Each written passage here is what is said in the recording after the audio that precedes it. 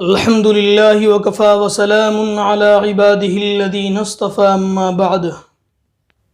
آج معاشرے پر نگاہ ڈالی جائے تو ہر شخص پریشان حال نظر آتا ہے۔ گھروں میں نحوستوں نے ڈیرا جما رکھا ہے۔ ٹینشن اور ڈپریشن تو تقریباً ہر شخص کا بنیادی مسئلہ بن چکا ہے۔ کاروبار میں تنگی محسوس ہوتی ہوئی نظر آ رہی ہے، اور اگر زیادہ کاروبار میں تنگی ہوتی ہے تو قرض لے لیتے ہیں۔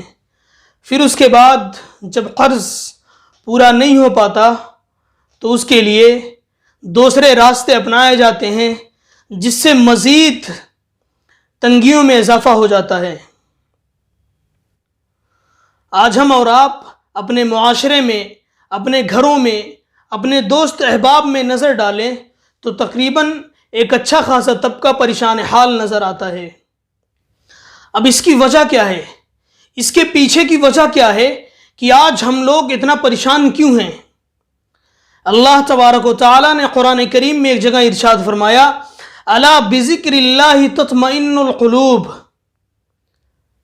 بے شک دلوں کا سکون صرف اور صرف اللہ کے ذکر میں ہے۔ اب ذرا اس آیت کریمہ پر غور فرمائیں۔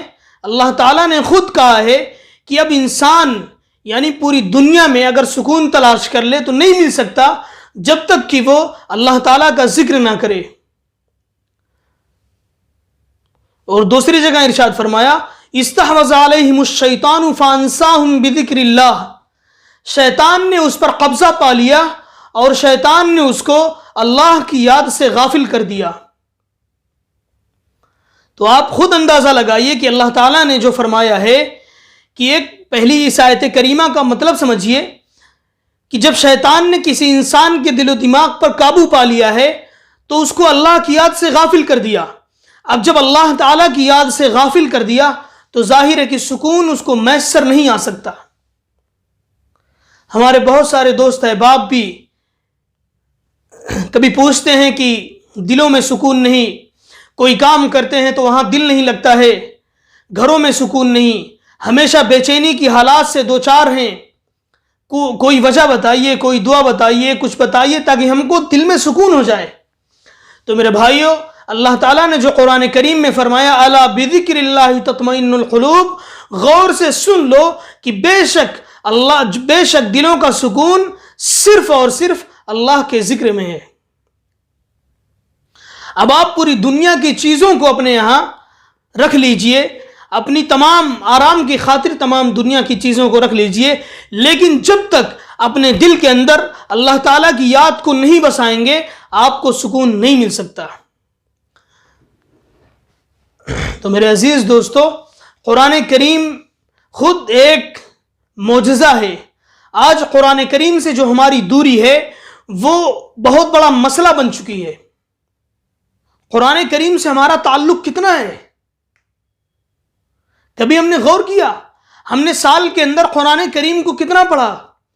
رمضان المبارک آتا ہے تو لوگ فارمیلٹی پوری کرنے کے لیے قرآن کریم پڑھ لیتے ہیں۔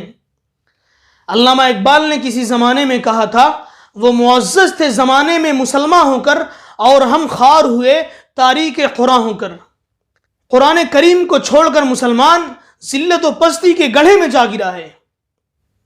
اور یہی بات 14ویں صدی کے مجدد اعظم شیخ الہند حضرت مولانا محمود حسن دیوبندی رحمہ اللہ نے فرمایا تھا، جب وہ مالٹا کی جیل سے ان کی رہائی ہوئی اور جلسے میں فرمایا تھا، ایک جلسے کو خطاب کرتے ہوئے فرمایا تھا کہ ہمارا جو سب سے بڑا، ہمارے معاشرے میں سب سے بڑا جو بگاڑ ہے وہ قرآن کریم کو ترک کرنا۔ تو میرے بھائیو، ذرا اندازہ لگائیے کہ ہم اور آپ کہاں ہیں۔ آج تقریباً ہر شخص پریشان ہے، وہ اپنے کل کے لیے پریشان ہے، وہ اپنے آنے والے دنوں کے لیے پریشان ہے۔ اللہ تعالیٰ نے آپ کی روزی کو لکھ دیا ہے، آپ کی پوری زندگی لکھی جا چکی ہے، پریشان ہونے کی کیا ضرورت ہے؟ لیکن ہم اور آپ اپنے سکون کی تلاش میں اللہ تعالیٰ کی یاد سے غافل ہیں، نمازوں سے غافل ہیں، قرآن کریم کی تلاوت سے غافل ہیں۔